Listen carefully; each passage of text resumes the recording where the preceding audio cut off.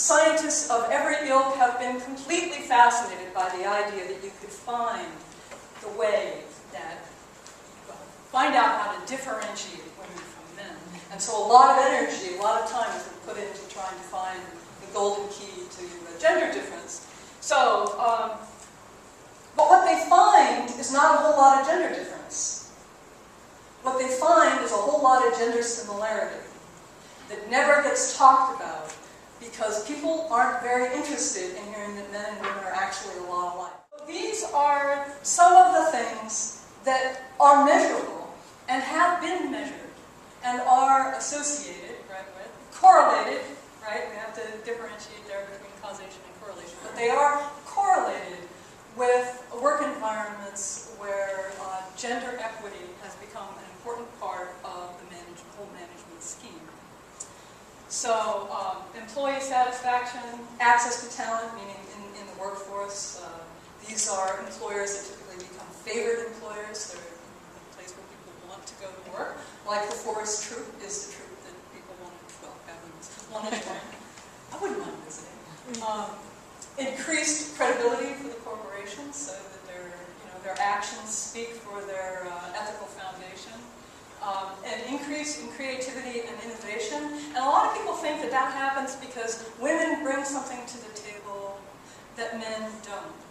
So you need to have a woman in the room because she thinks differently from a man, and that encourages creativity and innovation. And that's not it. What encourages creativity and innovation is an open mindset. An organization that is okay enough that it can say, oh, come on in if you've got the talent and we've got the ability to hire you, we're going to do that. Right?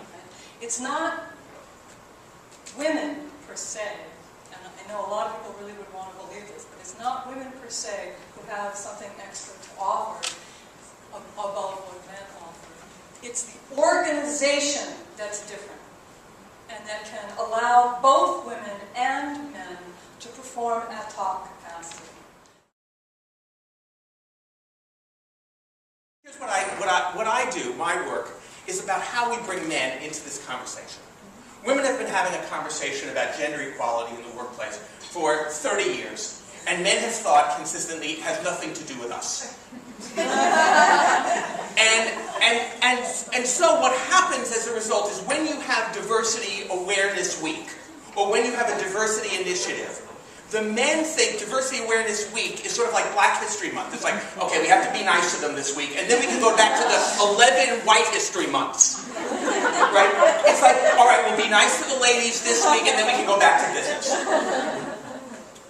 So I think, so what happens is that when men think that this has nothing to do with them, they don't have a door through which to enter. So the job that I've set for myself is basically, how can we identify those points of entry for men into this conversation? Now, there are several different ways to do it. One way to do it is to drag them kicking and screaming into it. You have to do it. It's against the law not to do it.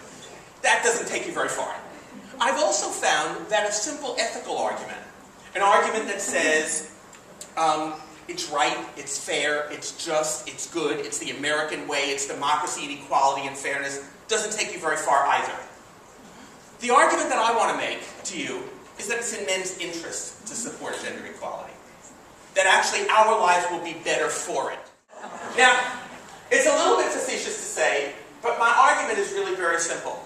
That if we take men at their word, the lives that men say they want to live are only possible by supporting gender equality. Only because they require that we begin to engage in the very conversation that women have been asking us to engage in for the past 30 years, which is, how do we balance work and family? How do we engage as equal colleagues in the workplace?